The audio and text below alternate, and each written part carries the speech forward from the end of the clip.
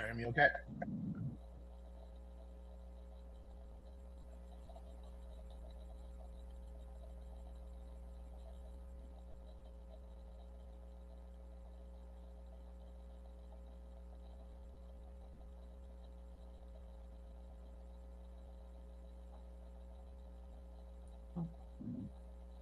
Okay, good afternoon, everyone. Today is Wellness on Wednesday, and our topic for today is Speak Up and Act, a fireside chat with generations. Again, my name is Radia Baxter, and I am a community advocate and a member of Royal Missionary Baptist Church. I'm going to go ahead and start off with a prayer, and then we're going to go ahead and let our panelists introduce themselves. So let us bow our heads. Lord, we thank you for this opportunity and we thank you for this day. We thank you for giving us the ability and the capacity to spread knowledge and information regarding voting, education, and empowerment to our constituents, our church members, our congregation, our community, family, and friends. Please go with us during this time as we empower our community to do what's right. That is to exercise their right to vote, their voice, because their voice matters. Thank you. Amen. All right, so we're going to start off with Ms. Williams. Please introduce yourself. Good evening, everyone, and thank you so much to the World Foundation for this invitation to participate in this discussion. I'm Garcia Williams, and I am the principal and owner of Stellar Communications. And by my own admonition, I am a grassroots community activist, and voter mobilization and engagement is high on my list of priorities. I am a member of the historic Morris Street Baptist Church. A little shout out to Morris Street, but just glad to be here to represent and to be a part of this discussion. All right, next we'll have Mr. Harris. Good evening, and thank you for the invitation. My name is Jerry Harris. I am the immediate past president of the Charleston area branch, the Association for the Study of African Life and History, an organization founded by Carter G. Woodson. I'm also the social action chair for Gamma Lambda Boule of Sigma Pi Phi fraternity, and I'm a member of St. James Presbyterian Church. All right, and next we'll have Mr. Lewis. Hello, my name is Ray John Lewis. I serve the community in many capacities. For the purposes of this conversation, I am the chair of the Dorchester County Democratic Party, and I'm a proud resident of the city of North Charleston. Go Cougars. All right, and then last but not least, we have Ms. Hayward.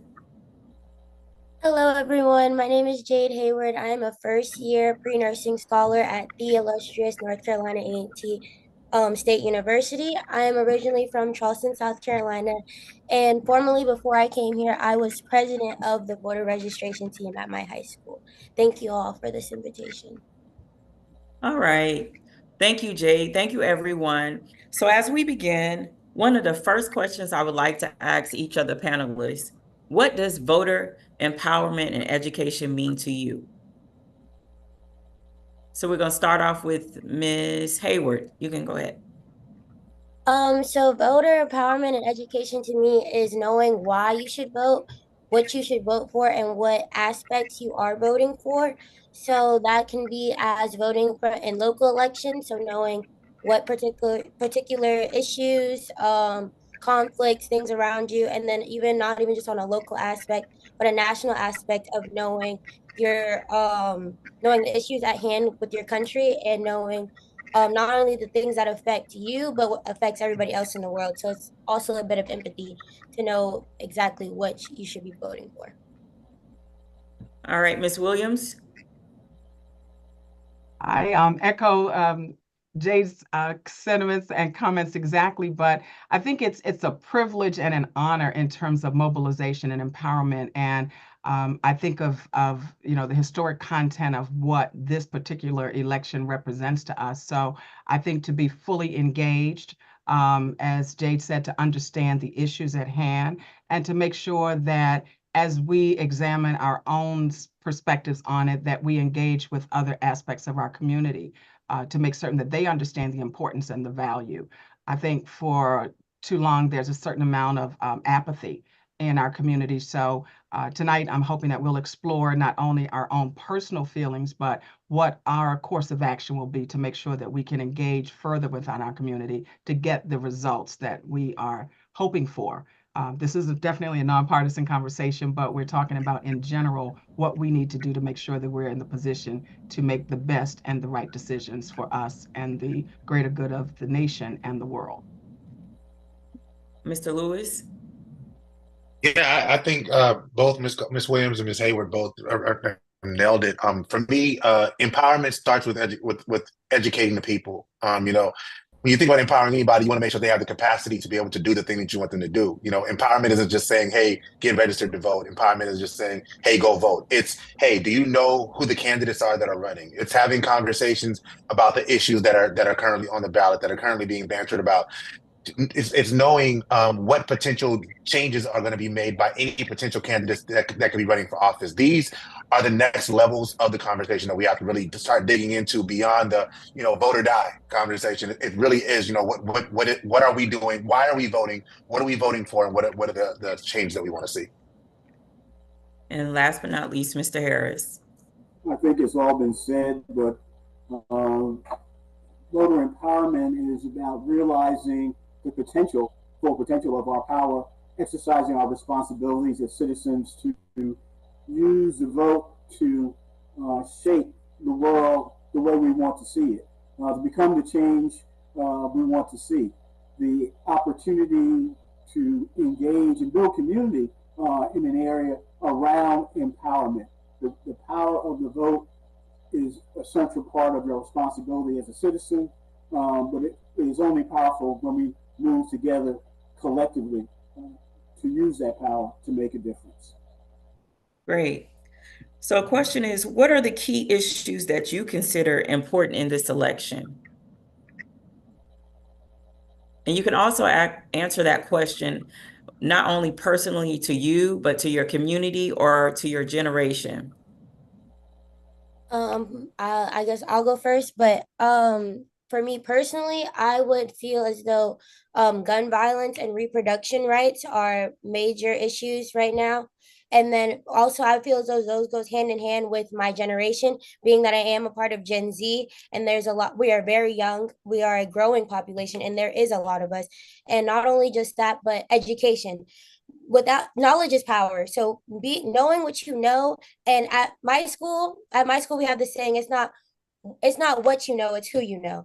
And just having that's a lot of the key issues to me for us as well. Also, I feel as though another major issue is security, police, the justice system. We have to realize that we're going into a new era, a new regime of where two lifelong positions are at stake. So we have to look at how these lifelong positions are going to affect us for the rest of our lives. So to me, those are the top most issues that are prevalent to me and my generation. All right, anybody want to take the torch?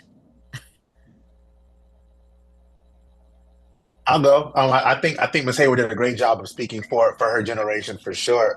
For me, when we go to that grocery store and you're looking at the bill, I think that there needs to be a real discussion about. And I saw that Vice President Kamala Harris actually has started talking about this. Is holding these corporations accountable to what they've done in terms of what they're calling inflation. When the truth is that when COVID came, they started saying that it costed more to ship food, which means they needed to charge us more for the food, and then the charges went up, and then COVID ended, and then the price to move the food came down, and they did not bring the prices down. So I think there's a certain level of price gouging that's happening that we need to make sure that we're talking about. Of course, that extends to the larger economy. Everything costs more than it did, 4 or 6 years ago, and we have to make sure that we're being very intentional about holding the government and the corporations accountable to that. Protecting individual rights. I've heard it said many times that our children will be the first generation that will have less rights than our grandparents and our great grandparents. That's a problem. So, to your point, Ms. Hayward, about the Supreme Court, we have to make sure that we are paying attention what's with that Supreme Court. There is a specific candidate that did put 3 of the sitting Supreme Court justices in place, and if they get elected again into the presidency, they will immediately put 2 more in place that will make sure that they have at least 5 people in place. That's a problem that we need to be aware of. Infrastructure nationally, that is a problem. Our roads are crumbling. That's a discussion that we can have, but not just when we're talking about the roads. When we're talking about broadband infrastructure, I know that President Biden and Whip Clyburn, former Whip Clyburn, did a great job of bringing lots of hundreds of millions of dollars to the state of South Carolina when it comes to expanding the broadband system. But that's a discussion that we cannot stop there. It has to continue. Those would be my key priorities. Wow. It's amazing in a generational discussion that there's compatibility across the board. And high on my list of priorities, as Jade said, is about reproductive rights. And it's one of the things that mostly concerns me about it, because certain candidates have positioned it as the evangelicals in terms of what their perspective is on it. But we know that it's really more so about control, because the idea is that women's rights and the right to choose, I think, is something that has to be considered. There is no aspect of male health care that anyone has to speak to, that has to address before an action is taken to resolve a situation that may affect them from a health standpoint. So women's reproductive rights are key. And I want to stress this point, because if you support women's reproductive rights, it doesn't mean that you particularly believe in abortion. And one of the things that I want to stress is that, to me, abortion is that decision that individual has to make. It's something that I will never have to identify with at this point in my life. But the idea is that if I were confronted in a situation, I would want to be able to make a choice that would be best for me. So I think if we remove ourselves from that situation and look at women's health and reproductive rights, that's extremely important. Number 2, the economic conditions. There's so many aspects of the economy that are affecting us. Rajan, am I pronouncing your name correctly, Rajan? Yes, he spoke about the grocery store bills. And it's funny, post-COVID, things started to creep up. You go to the store and you get what you need, and all of a sudden the bill is almost twice what it should be or could be. So there are a lot of things that are somewhat the result of coming through the pandemic, but at the same time, what is the status of corporations and how are they supporting some balance across the board? And then the final piece is affordable housing. I currently serve as a commissioner for the City of Charleston Housing Authority, and affordable housing is a major issue. And those of us who are fortunate to have stability in our living situation, we had the benefit of that. We've all worked hard to do that. But if you look at young people like Jade, who are in college now, who expect to come out within the next 4 to 6 years, they want to be able to start on their own. There's not a clear pathway for them to do that. So those are my key things. Medical in general, I think, and also in the case of us seniors, Social Security is extremely important. To make any substantive changes to Social Security, I think is going to be detrimental if the wrong individuals are elected to serve in that office. All right, Mr. Harris, would you like to piggyback on Ms. Williams? Well, I think the one issue that has not been addressed from a national perspective is in this discussion so far is climate and climate change. Being here in the Low Country and in a situation where we definitely know that climate change is affecting the quality of life, endangering the culture, the heritage, the Gullah Geechee heritage. It's important. If we don't take care of the climate, we won't be able to exercise the other rights. No question about the fact that there is a challenge to human and rights that have been guaranteed by the Constitution that are under attack, and voting at the national level to make certain that there are people who are pro-democracy are elected to the presidency, in the Senate, and in the House of Representatives is important. But I'm also want to point out the fact that a number of these issues, particularly affordable housing and some of the climate issues, have local manifestations. So we can't have pay all of our attention to how these issues are playing out at the national level. We also need to be concerned about local elections that are going on and voting down ballot and being educated and smart about that as well. Okay, so great. Go One more, ahead. I'm sorry, one more thing. I also wanted to say that another key issue to me would be our civil liberties. Yes, we have civil rights, but also civil liberties that protect us from the government. Those are under attack. And I feel as though we need to bring more awareness, bring more attention to that issue as well, because the government is supposed to help us, not be against us, specifically Black people, if I'm being blunt. Great job, Jade. I'm sorry, Miss Hayward. So based on the discussion that we just had in the dialogue, here locally in Charleston and the Tri-County area, for the past couple of elections, we have had low voter turnout, right? But we know those issues matter to us in our community personally. So what kind of effective strategies do you think we need to do moving forward so that we can engage all generations from Ms. Hayward's age on up to my age? What effective strategies can you guys provide to our audience of how we move the needle to ensure that voter turnout is so high we don't even know what to do, that we're busting the seams out of on come in November? I've heard it said before, and a prominent pastor here in the area says, we don't need to register another person. If we can just get everyone who's registered to get out to vote, seriously, again, a nonpartisan discussion, but it could turn the tide and shift the tide of the entire state of South Carolina. So mobilization is going to be key. I can just remember, my introduction to the political process. I'm originally from Baltimore, and the political process was just like sitting down having dinner at our kitchen table. Voting was never an option. It was, okay, what time were you going to the polls? My grandmother was a poll watcher. And as young children, we were those handing out pamphlets and leaflets. And on a side note, it was funny because it's like, oh my God, we can get paid for this, So that was kind of like my first job. But, being engaged in the political process was just a part of our day-to-day existence.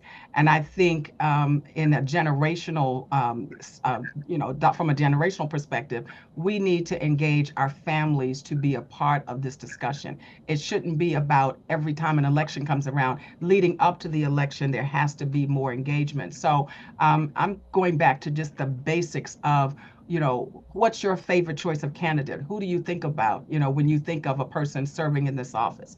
Or even asking our children, would you ever consider serving in public office? So there are ways that I think we need to engage in a slightly different manner than we have in legislating. You must vote. We have to engage from an internal perspective. Why am I not voting? What is the breakdown? What is the disconnect for me as to why we are not collectively engaged in this process?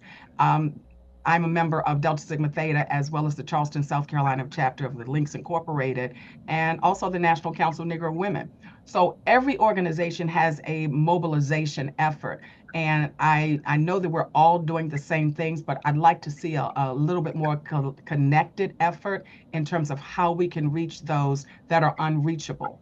I managed a nonprofit during the pandemic, and we went into the trenches of the community to get our people vaccinated. So it's almost like you have to go where no one really wants to go, because that's the place where we need to be. So we got to roll our sleeves up, get to the basics of the why, and engage the individual to think through the process and to make certain that their vote is counted. Many have paid the price, and we have to make sure that we deliver on their promise. Strategy. Anybody want to take the baton? Go ahead, Mr. Lewis. I got you. So one, I think the first thing that needs to happen is we have to change the messaging. I think the messaging that we use surrounding voting is often not helpful to our larger communities, because what happens is either we get really excited and decide to vote, or get really upset and decide to vote. And the truth is that the people who are working against us, and when I say us, I mean us Black people. I think I can do that. Can I do that? Am I good? All right. The people who are working against us, they don't need to be excited to vote. They don't need to be riled up to vote. They don't have to be inspired to vote. They don't have to be ridiculed to vote. Like, they don't have to have their rights taken away to vote. They just vote because voting is a part of it. Back to what Ms. Williams said, like, it's a kitchen table discussion. It's not a if you're going to vote, if you feel like your vote matters. No, we are going to vote.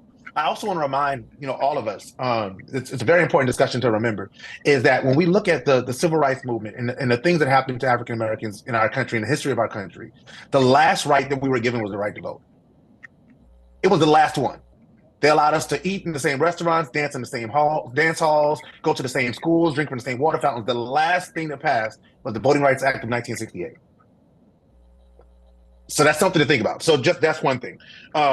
We need to organize our communities, right? This is something that needs to happen. We can organize our communities, but another discussion we have to get into is, are our communities connected enough to be organized? Which goes back to it takes a village to raise a child. Is the village raising the child, or are we just individuals that live in the same community, same neighborhood? And when we get back to uniting the village, it'd be a lot easier to organize a vote.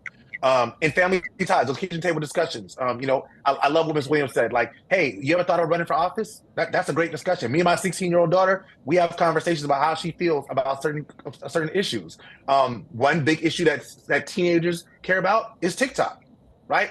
We have political candidates on both sides that are talking about limiting access to TikTok or changing the way TikTok can be used. That is something that our young people care a lot about. But because we don't talk to our young people about political issues, we don't know where they stand on these things. So I think when we start having the discussions at the kitchen table with the young people, they're going to change their motivations, and they're going to get out to vote because they'll understand the importance of it. Mm-hmm.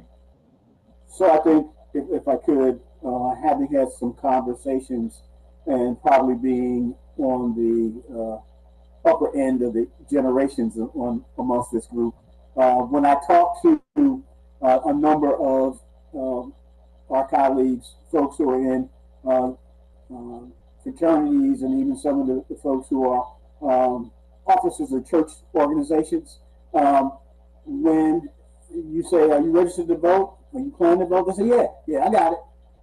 The question about what the mechanics are, right? Something as simple as the recent redistricting put some people who were in Congressional District 1 and Congressional District 6.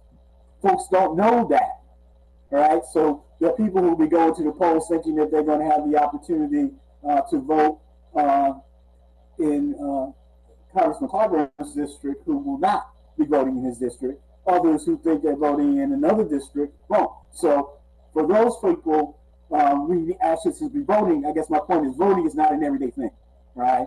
So we need to make certain that people have plans to vote, place to vote, and there's an ongoing conversation, and not have that conversation stop at, did you vote? Yes, you did vote. Did the candidates you vote for win or lose? But how now are we going to stay engaged and involved, holding people accountable afterwards? On the other end of it, I've heard young people say, I'm not voting because I'm confused. It's too complicated. A recent conversation with some scholarship awardees, they told me, so when you go to school, on the way to school, are you going to vote at college, or are you going to vote back here in Charleston? And they said, that is not even on my agenda. I'm not even thinking about that. So again, the whole notion of moving both the mechanics, the why, okay, and relating and having those conversations, and it not being beginning and ending in a November election, but becoming an ongoing opportunity of building community and our muscle in this particular area. Right. So Ms. Hayward, based on what Mr. Lewis and Mr. Harris and Ms. Williams said, they talked a little bit about TikTok, right? And so I thought about, that's a medium that your generation I don't want to use the word thrive, but, like a lot, and that's a great way of communicating or educating them about their right to vote issues. So talk a little bit about that. And is that an effective strategy for your generation? So first and foremost, I do want to say for my generation, a lot of it is education because I don't know how many people know this, but in South Carolina, you don't take your U.S. government and econ class till your senior year. Like me personally, I could have graduated early, but I wouldn't have been able to take that class.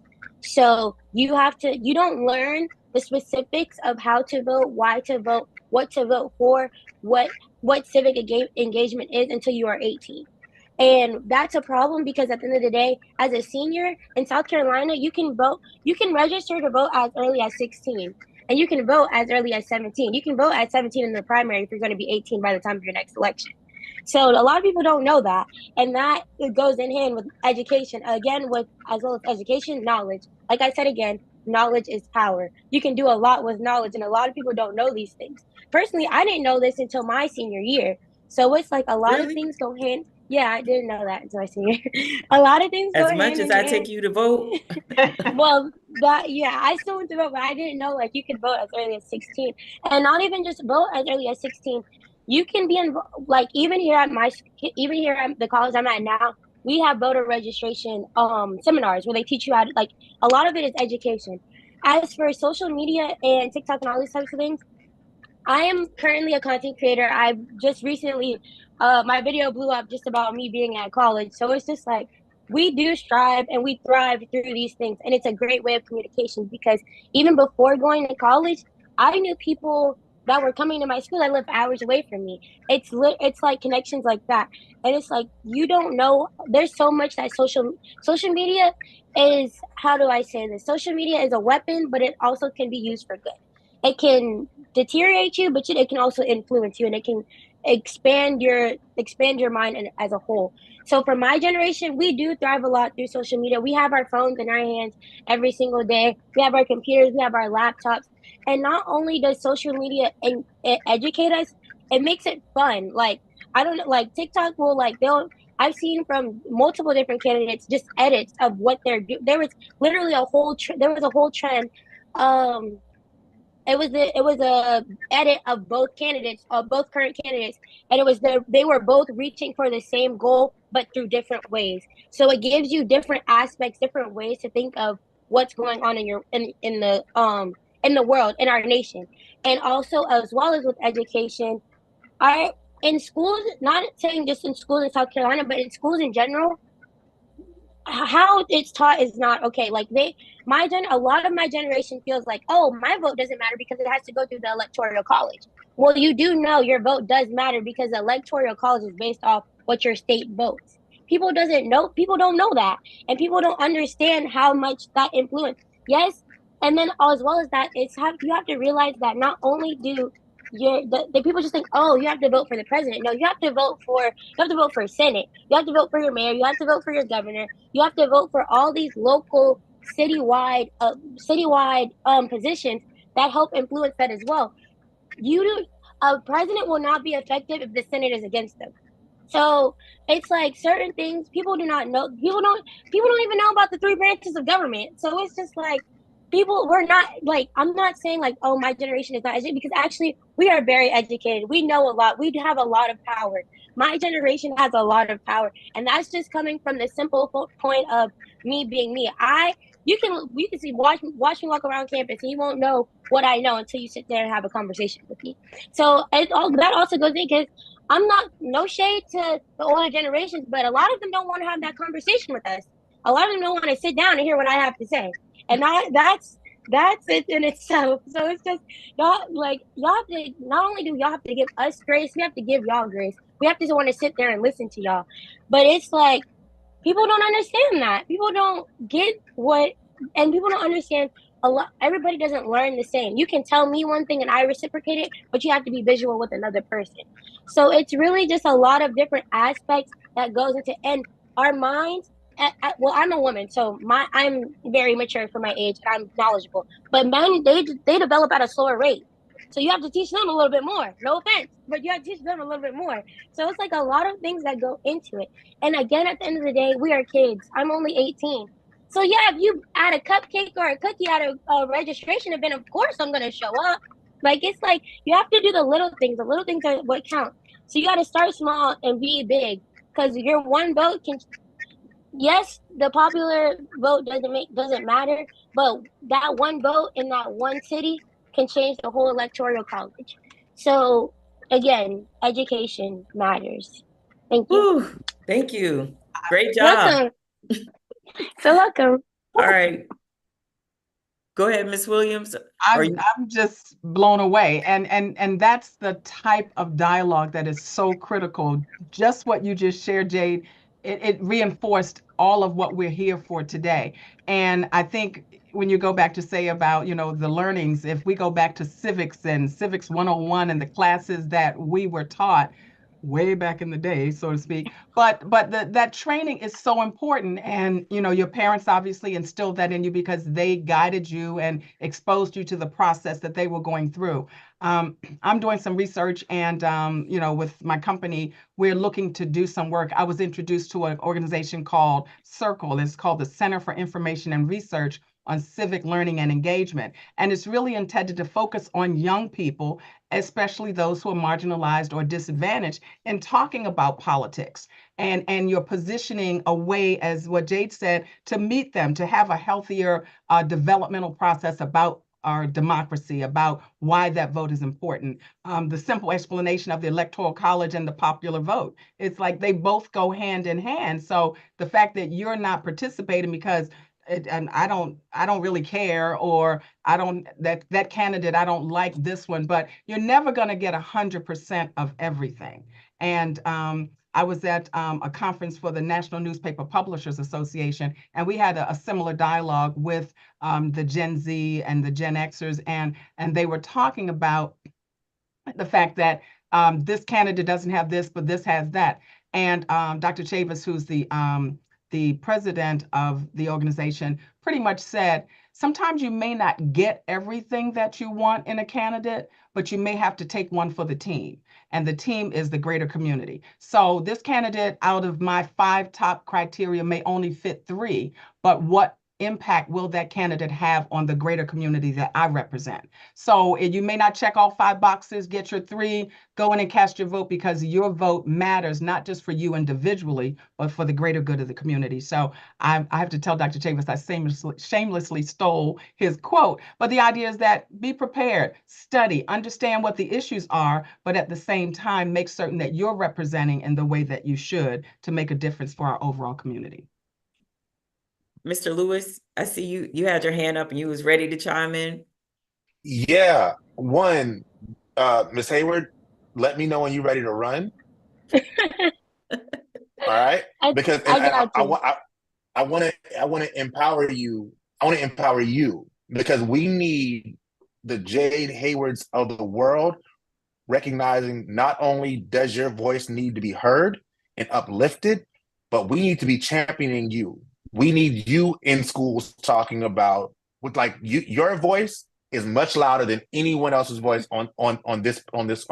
So understand, like what you just said. I have a daughter. My daughter, my 22-year-old daughter. Me and her have conversations. Like, you reminded me of her so much, but she would never say that in a public place. And I love that you stood in it. You stood on business, as they say, right? And you said exactly what needed to be said. But I also wanted to say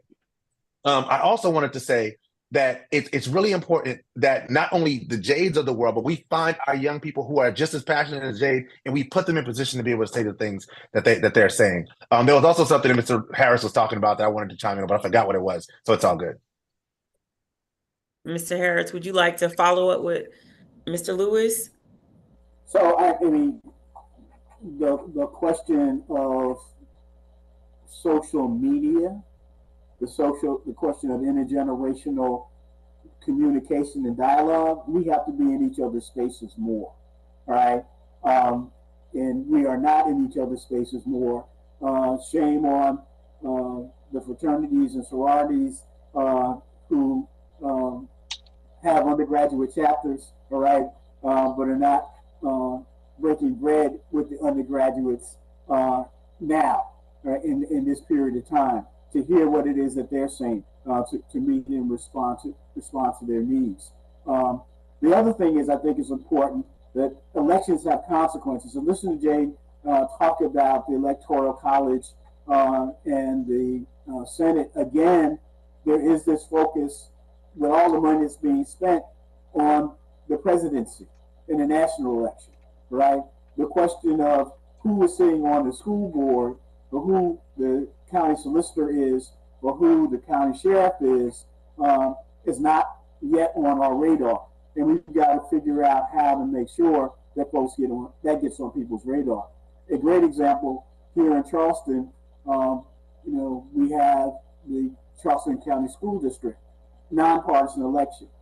All the party people were turning out folks to vote for the partisan election could absolutely miss those nonpartisan elections, because if you vote bullet and don't specifically vote for the school board election and the constituent election, your vote will be missed. And there is a tremendous roll-off. So there is a multi-level sophistication, communication, and hand-holding that we have to do with each other, and reinforcing to make sure that we get through this process. But again, remember that victory, or your candidate winning or losing, or your ballot question winning or losing in November, is not the end of the game. It's really the beginning of the next phase.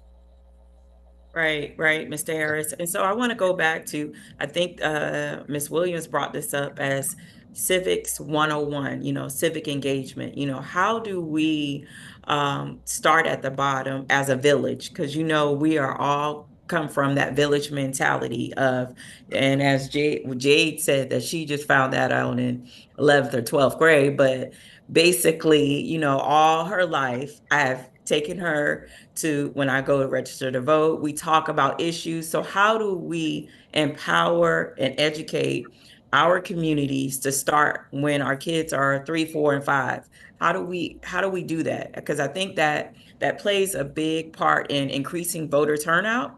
Because, and not only that, for them to understand that, like you said, Mr. Harris, we got school board elections, right? But before even that, you have committees to be a part of locally, not only with the school board, but with cities. You have different just HOAs, neighborhood associations. So how do we start as a village to empower our community to take a part in civics 101 or civic engagement, so that way we can increase the voter turnout, and they won't only be thinking about the down ballot. They'll be thinking about, okay, I got to go all the way down. I got to do school board. I got to do constituent. And I also there may be some bond referendums or something at the end of so how do we do that?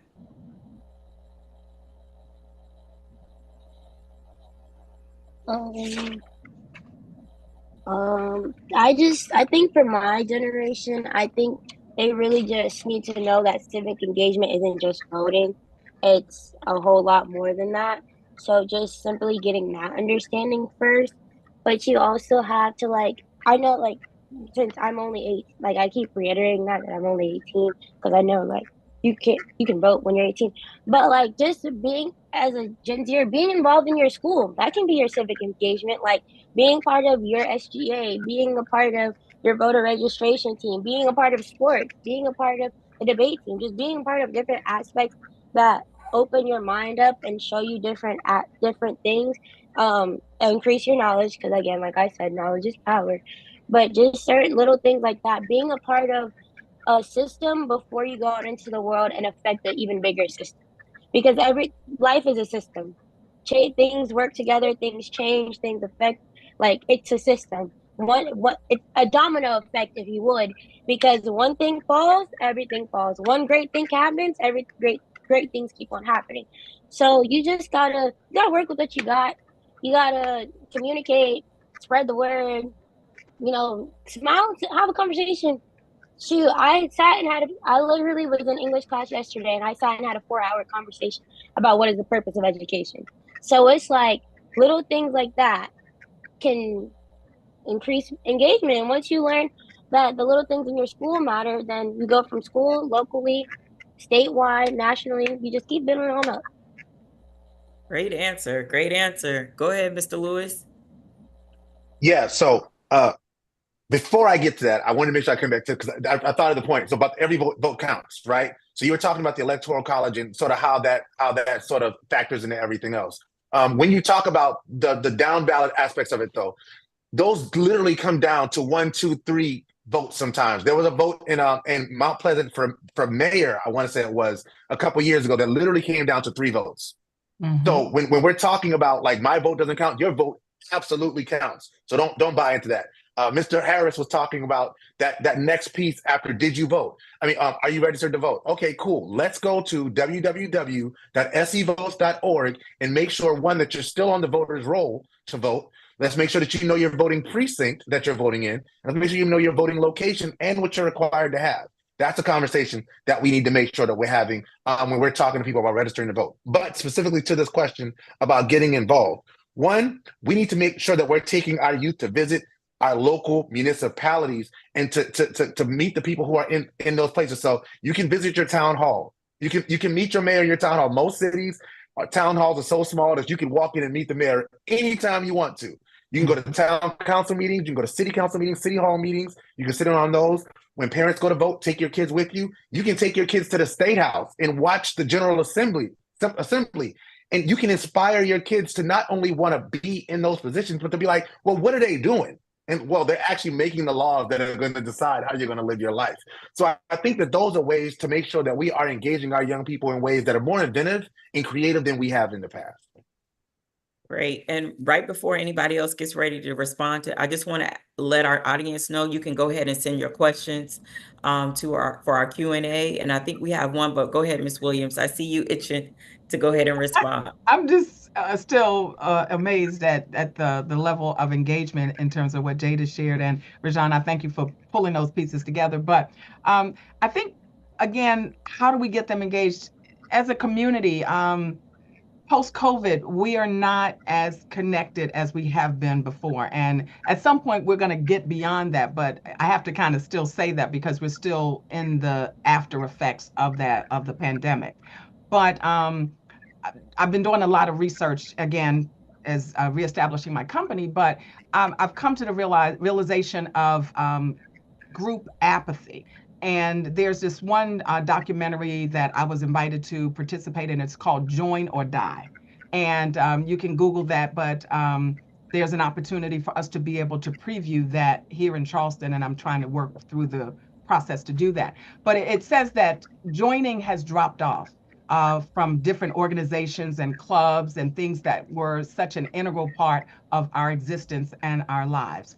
Fraternities and sororities, that's a different kind of engagement or process. But the idea that says if we intend to operate in an individual capacity, we're not going to be effective. So we've got to find ways of further connecting us. Church, if we go to some of our houses of worship, the membership is not what it was 15 or 20 years ago. So this whole aspect of joining and having collective conversations and being a part of it. The churches were the mainstay of the civil rights movement. And I dare say that we see a lot of churches and their involvement in this mobilization effort. We're doing something about that, being on this conversation today with the Royal Missionary Baptist Church Foundation, with the Royal Foundation. So I applaud you for bringing us to this dialogue or having this kind of conversation. So each one reach one, each one teach one, each one collectively. We are our brother's keeper. We are our sister's keepers. And if we don't take the step, as Jay said,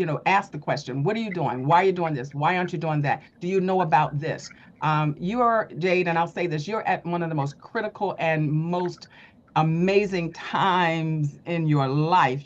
Being a freshman at an HBCU gives you the chance to have an amazing impact. So in your short-term future, there is the Student Government Association and other organizations that can support that, but your voice is important and you will serve as a catalyst for others. So don't sit back, don't wait for someone to come and ask. Stay involved and stay active. And there are going to be some naysayers, a few haters and, in the background, but obviously you will not be impacted by that, and you've got a strong community around you. So I want to encourage you to replicate you in other environments and places that you touch. I think that's extremely important. So we have one question in the question and answer box. It says, to Jade, do you know if they allow people to come in the high schools to register students? For my school, sorry. So for my school personally, we did have a few groups come in to register people to vote. I know scvotes.org, they actually brought their mobile voting truck to our school, but we personally had a voter registration team, which I was a part of, and we registered people to vote. I don't think people know this, but I'm just gonna put it out there. You can register to vote online. You don't even have to say, all you need to know is need to have your driver's license and your social security card. That's all you need. So it's like, I'm just gonna be like transparent. I go to school. Of course, I'm from South Carolina. I go to school in North Carolina. I literally posted both the South Carolina and the North Carolina link to register to vote. So it's like, you don't have to be physically present in the school to get the word out for somebody to be registered. But like, people can come in if they have like org fairs or whatever, but you do have to go through administration to allow it to happen. And you have to make sure that the people that are coming to advocate for you to register to vote, they have to be nonpartisan. They can't sign you up in order to get you to vote Republican or get you to vote democratically. You have to be nonpartisan. And yeah, we even on my campus, there's people walking around trying to sign us up to vote. So with that being said, also be aware of scams, because they are people just trying to get your social security number. So be aware of that as well. But then high school, yes, they can come in. They can. Yeah. So, Ronnie, I was just thinking, and another way we were talking about activating, and we talked about social media and the use of TikTok. And I think, Jade, you were saying that a video that you did about your freshman experience, coming on campus, and it just kind of blew up.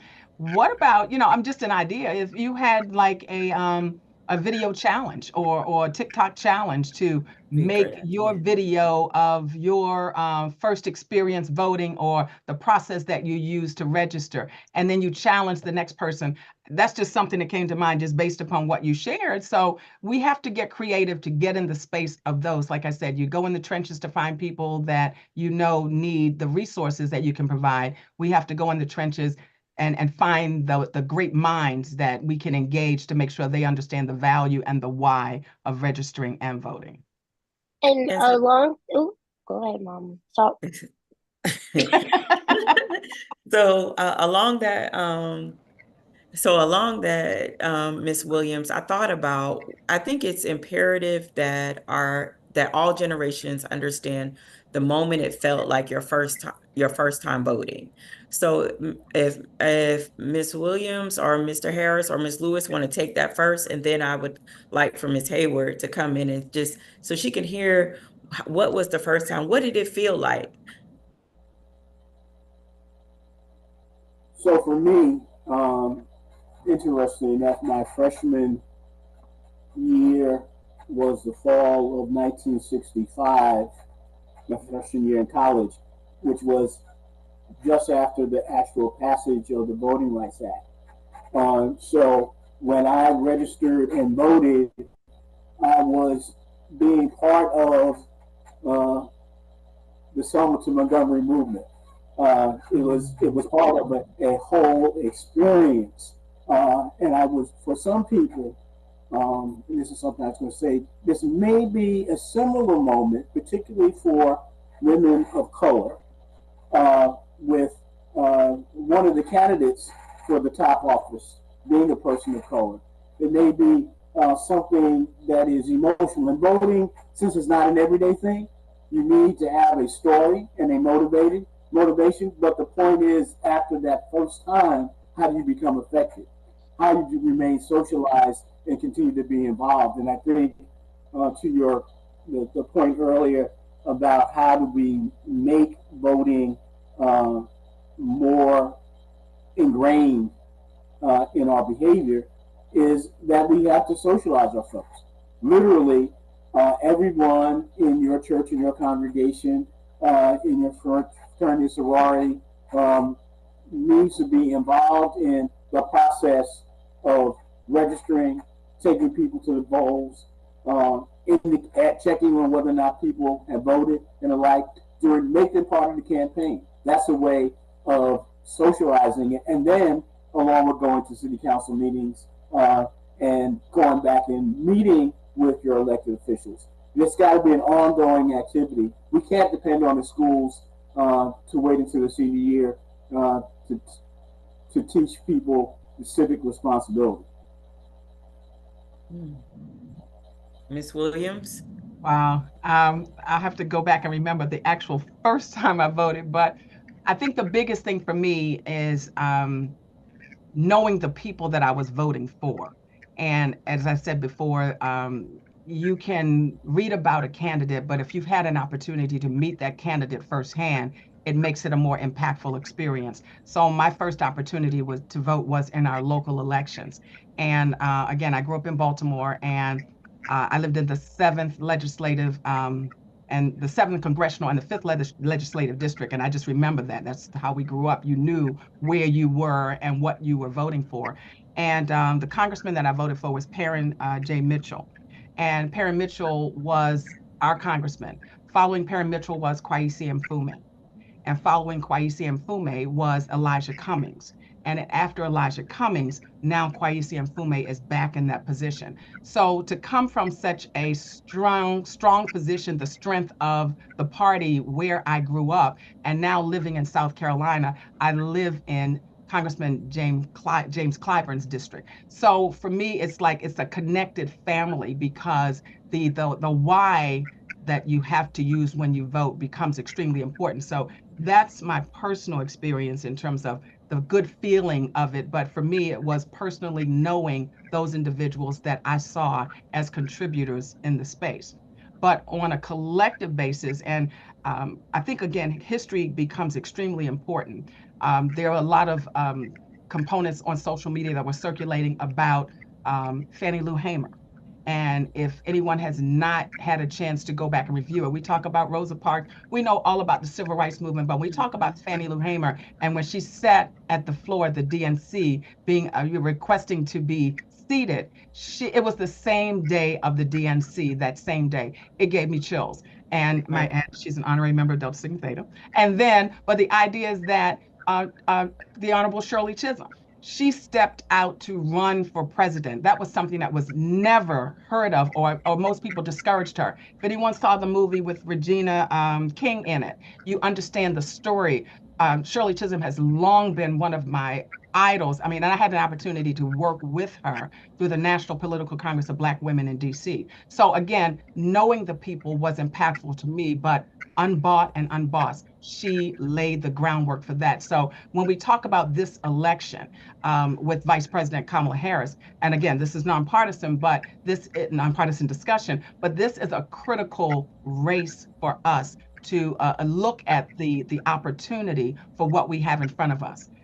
History will remember this time period, and we will be accountable for this historic moment. So the idea of personal contact, connection with your candidates, knowing the why for what you are casting the vote, but then looking at it from a historic context in terms of what our obligation is, because they paid a hard price for each of us to sit and take advantage of the liberties that we have right now. Great. Mr. Lewis? So as they were speaking, like it really was making me think. So I honestly, so I'm from North Charleston, born and raised in North Charleston. You know, grew up in a little trailer park in North Charleston. I didn't know a whole lot about politics. I remember our former mayor Keith Summey coming to my little league baseball games because his nephew also played in the same league. I knew who people were in specific positions, but I don't remember like being extremely excited about voting when I turned 18. But I can tell you the first time that I realized the importance of voting and getting excited about voting. 2008. 2008, Barack Obama came to North Charleston High School years after I had graduated. I graduated in 2001, and I had just moved back, and I heard that he would be speaking at my school, at the school I graduated from, and I said I had to be there. Like I had to be there. I had just finished reading one of his books, I think I want to say it was Dreams of My Father. And when I went there and I listened to him speak, and I had heard how, you hear, oh, he's brilliant and all these things. But I sat there and I listened to what is to me the greatest orator of our time. And I remember he made this statement, and it was a very simple statement. He said, trying the same thing over and over and over again, expecting a different result is, and he paused and I screamed out, insanity. And he looked at me and he's like, that's right, insanity. So in that way, me and Barack Obama had a conversation. I just want y'all to know that. It's very important to me that y'all understand that we talked, we're very good friends.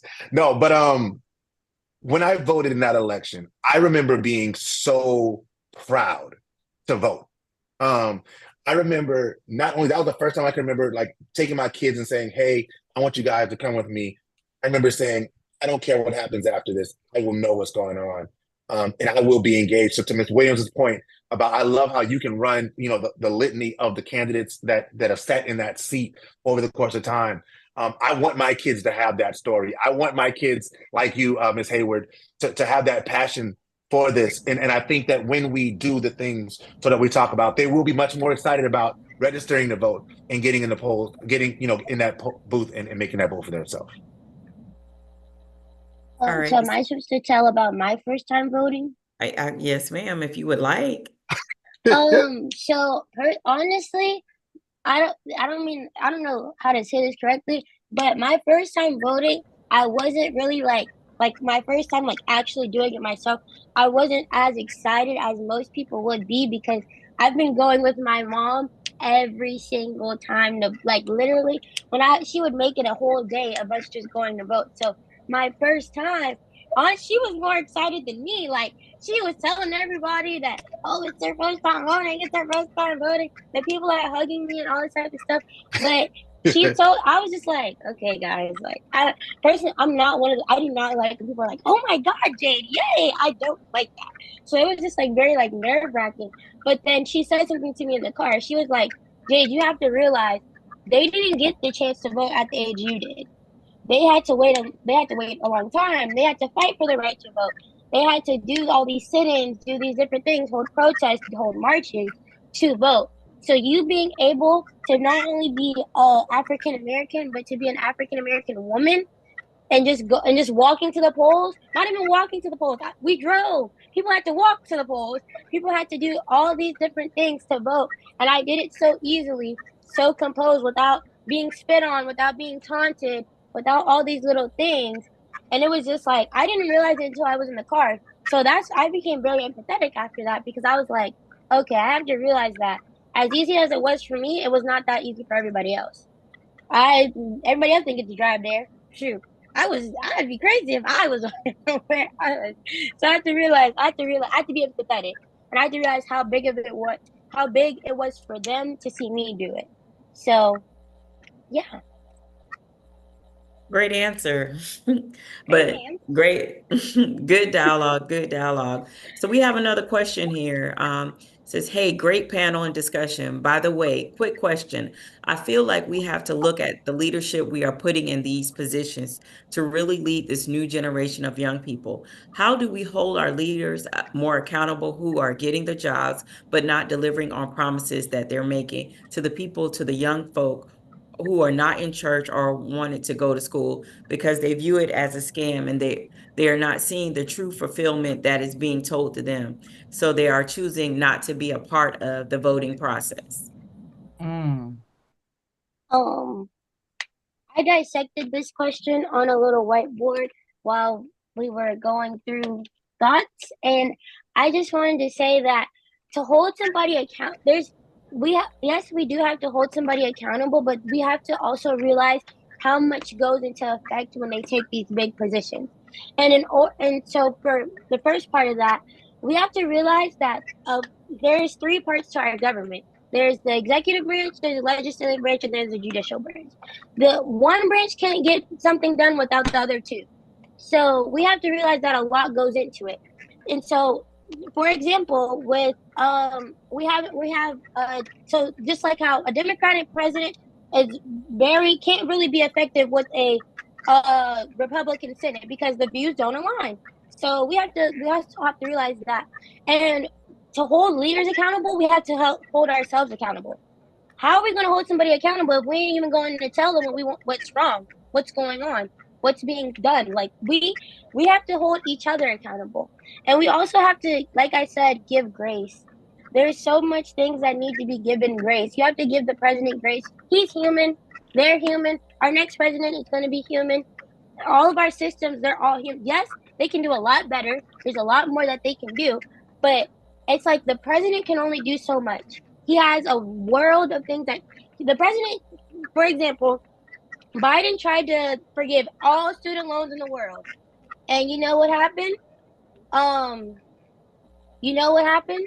They vetoed it. So it's like he tried to do things, but there's just like how there's systems built against us, there's systems built against him. There's systems built against each leader in the world. So to hold them more accountable, we have to hold ourselves accountable. We have to go to. You can write letters to your elected officials. You can write letters. You can email them. They have websites. There's so much you can do to get your word out and do things so they can hear the issues and to hold them accountable. Go to their little conferences, their rallies, ask them questions. People come to schools and they have a Q&A, so ask them questions.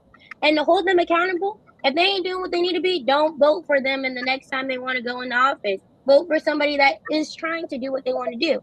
You want to hold them accountable, use your vote. Use your vote, use your voice, use the voices around you. Yes, you're one person, but one opinion can affect 30. So you really just have to use what's around you. You want to hold somebody accountable, you have to hold yourself accountable. Thank you. So here is your point earlier, Jade, about social media. This is social media is a great tool to call people out, right? Right. You write a letter, it goes in the box, right? But to call somebody out on social media and share that with your colleagues, your friends who might not even be paying attention to that particular issue. But it also starts with knowing what is really your hot button. The first question that Nadia asked was, what issues did we think were important, right? What are you going to what is it that you're going to follow up with your council person, the member on the Board of Education, the constituent board member, to make certain that they're following through on their commitment to taking action on your part. It's far easier to do that locally than it is with your congressperson or your senator or the president, but that's a practice that we need to get into. That's great. Mr. Harris, you just nailed it. Like use the tools at your disposal. Listen, so holding accountable, yes, I know people like, in 4 years, if you don't do what you're supposed to do in 4 years, I'm gonna vote you out. No. Mr. Mayor, you ran on us having safer communities. Mr. Senator, you ran on us fixing our roads. I just drove down the road. These roads are terrible. This is week 2. I'm watching. This is week 3. Still watching. Week 17. Still watching. The Bible says, grow not weary in well-doing, for in due season you will reap if you faint not. That also applies politically. We cannot grow weary in continuing to advocate for the things that we say we care about. But back to what Mr. Harris said, we first have to know what we care about. And we have to state it. So many times people ask, well, we want a Black agenda. We want a Black agenda. We want a Black agenda. And then I always ask this question. What is on your Black agenda? What would you like to see happen on a Black agenda? And if you can't define for yourself what you would like to see on a Black agenda, how would a candidate that doesn't look like you, doesn't come from where you come from, doesn't have the understanding of living in this skin that we live in, why would you expect them to understand what one is? So first we have to identify for ourselves what we want, identify the candidates that are running that represents the things that we want, to Ms. Williams' point. Okay, maybe we don't get all 10 things that we want. Maybe they're doing 7, but I can push them for the final 3. And if they don't get closer to the final 3, then I vote them out. but you use the tools at your disposal. You don't just sit and wait for an election in 4 years or 2 years or 5 years. But I think one thing that I want to stress exactly what you said is holding them accountable in some way. But in order for them to be accountable to you, they need to know you. And they may not know you as the person, but if you flood the office with a couple of emails, someone's going to say, "We need to call Ms. Williams and find out who she is," and take the opportunity to drop by. The office visits are always available and accessible to you because people respond to those that they know.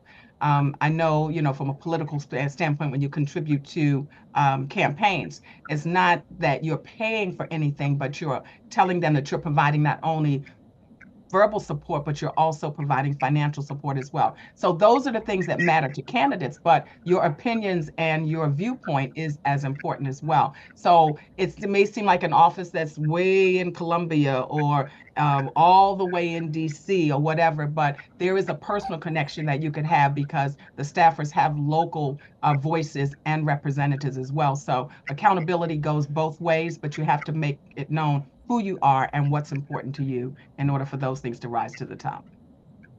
One more thing. I just want to the person that answered the question, I just wanted you to remember that John Lewis said that it's always good to get in good necessary trouble.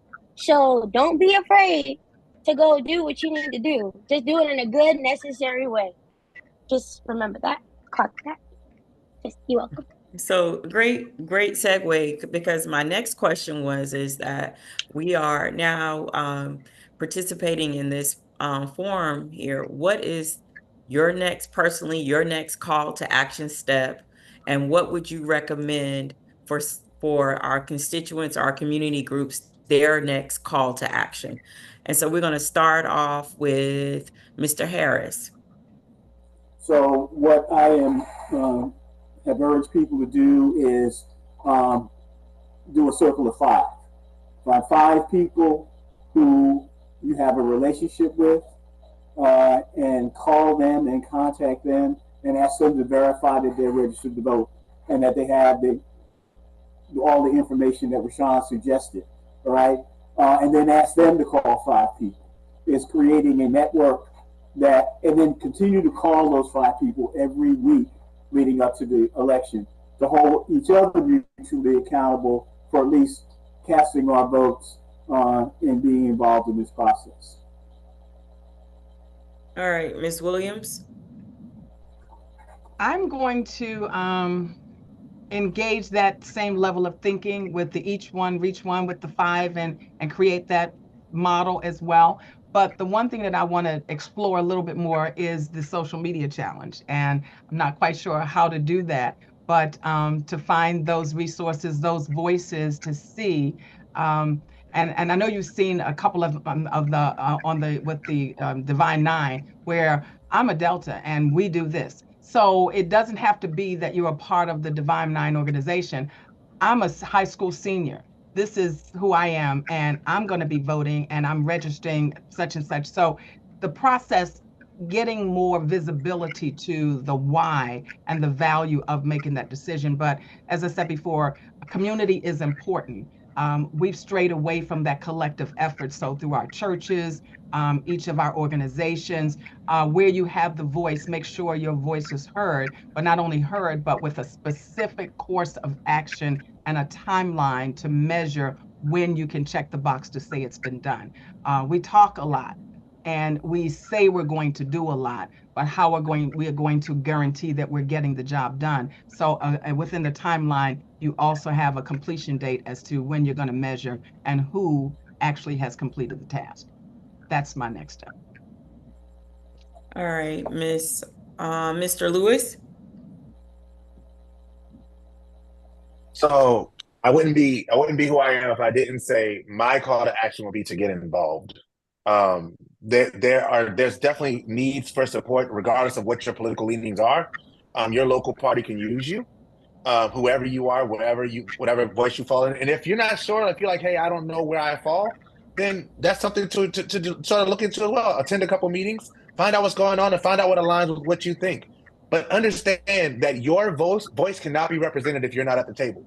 And your voice is needed and your voice is necessary at the table. So once you identify whatever side you want to be on, or if you don't want to pick a side or whatever, like get involved, make phone calls, knock doors, help people distribute literature. Um, there's youth groups that are targeted for youth people, whether you're a Republican, Democrat, Independent, whatever you are, they're looking for you because your voice can be the one that changes the room. Like there are some people who walk into the room and they change and they sort of mold to the room, and there are certain people who mold the room to them. And you have the opportunity to walk into any room that you want to. You have the power to walk into any room that you want to and change the temperature of that room to fit what you want it to sound like and look like. So, and if not, maybe you're not in the right room. So just something to think about. But get involved, be active. That's right. Ms. Hayward?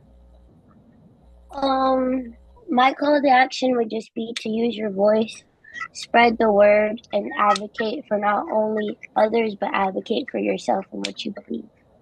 And you also gonna volunteer help Miss Williams do this TikTok thing. Oh, yes, yes. Get your social media up there. That's good. That's good. So I think we have a comment here from Miss Cleo. She says, sometimes what you don't get is more important, more serious than what you get. Miss Williams, would you like to elaborate on that?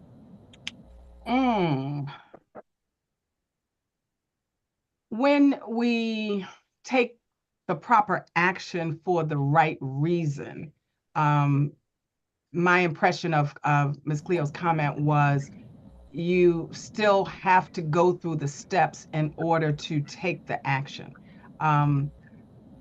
You may not get the result that you want, but in the process, there's a learning that comes from that. So I would say that every experience, every life experience has value. A no today does not mean no forever.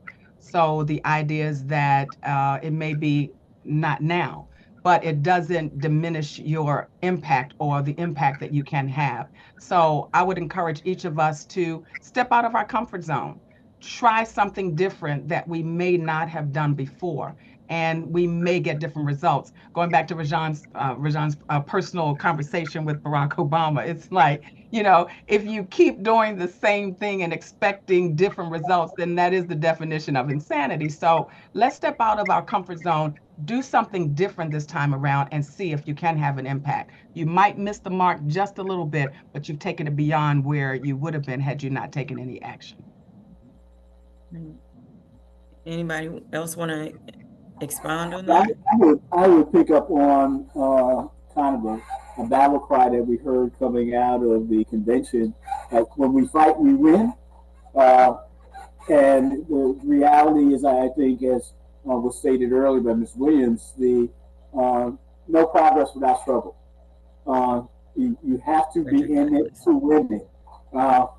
They know you if you stay home, if you don't step up, they don't know you're there. They don't have to account for you. So, and being for us to be accounted for as a community is important for us to be in the game. And just being in the game sometime will change the game and the outcome. Great. Mr. Lewis? I think they nailed it. I think they knocked it out the park. Great.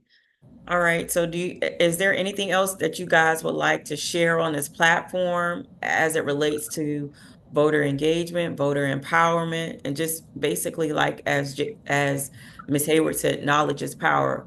Is there anything else that you would like to share on this platform? I believe there's a moment in time that we've all been designated to be engaged in, and this is one of those moments. I know Jerry from our affiliations through the Boulay and also in the Charleston chapter of Links. So I know of him. I've just met Rashawn and met Jade in passing before she was heading to A&T.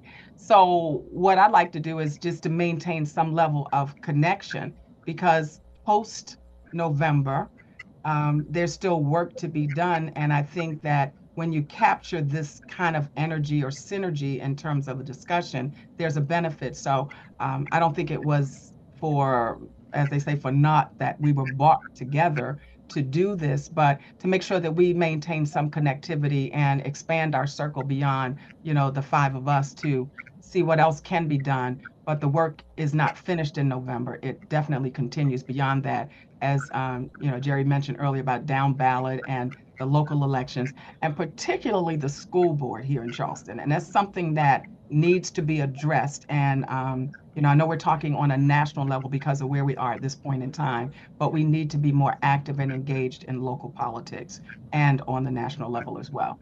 Those will be my parting comments, but I really want to thank you all for bringing me into this space because I think I've learned a lot in the process as well. Yeah, I did want to say one last thing. Just that, and I'm speaking personally, but I'm speaking professionally, I'm speaking politically. To my Black men, we cannot continue to sit on the sidelines. We have work to do. I understand that we may have not felt like we've always been represented in the best way. But if you're not at the table, you're on the menu. And we have to make sure that not only are our voices being heard, but we're supporting other people when they're in those places as well. We got to make sure that we're showing up. We have to make sure we're voting. We have to make sure that we're getting people to the polls. We make sure that we're doing our part. Because I don't want us to feel, and that's been a serious sentiment in this election, in previous elections, that Black men sort of feel like they're being left by the wayside. And I want you to know that I hear you, I understand, but this is not the time for us to sit the game out. We got to be at the table. We got to do this work. We are needed. We are necessary. And so please. Mr. Harris? This is a defining moment nationally, but also locally, particularly around the school board issues. Our ability and willingness to put aside those things that cause us not to work together, because I'm a member of one Greek fraternity, or I'm an AME and you're a Baptist. We have to overcome that and come together and understand that we are stronger when we work together. And in fact, I am who I am only because of who we are together. So we need to get to work. All right, Ms. Hayward? I really don't have much else to say, but I do want to say, along with school boards, please really do be involved in those, because a lot of school boards are banning books in our libraries and things, and that's reading is fundamental. I know people say that like when you just try to be funny, but reading is actually fundamental, and a lot of things are getting banned, but particularly because of one's beliefs without in regards to other people's. So yes, along with also like you have to really. I went to a charter school, so like they kind of had their own ways of doing things, but not just what you learn, how you're treated in school, how you where schools are starting. No, I'm not trying to be funny, but schools are starting to feel like prisons. I don't want to go somewhere where I don't feel like I want to be there. I don't want to go somewhere where I'm not allowed to communicate with others. I'm there to learn, but learning should not always be detrimental. Learning should be fun and learning should be engaging. So, yes, please do those things. Please be very aware. Please look at who y'all are hiring when it comes to teaching. And yeah. Okay, all righty then. All right, so I would like to close out, and I would like to thank our constituents, our community, our churches. I would like to thank the Royal Foundation for providing this opportunity of dialogue for voter empowerment and voter education, and speak up and act. So with that being said, as we close out, I would also like to thank our panelists. I'd like to thank Ms. Williams, Mr. Harris, Mr. Lewis, and Ms. Hayward for participating, giving their time out to make sure that our community is empowered to make the decision. And as I close out, I want everybody to remember that your voice matters, your vote mattered, and Breonna Taylor mattered. Have a good evening.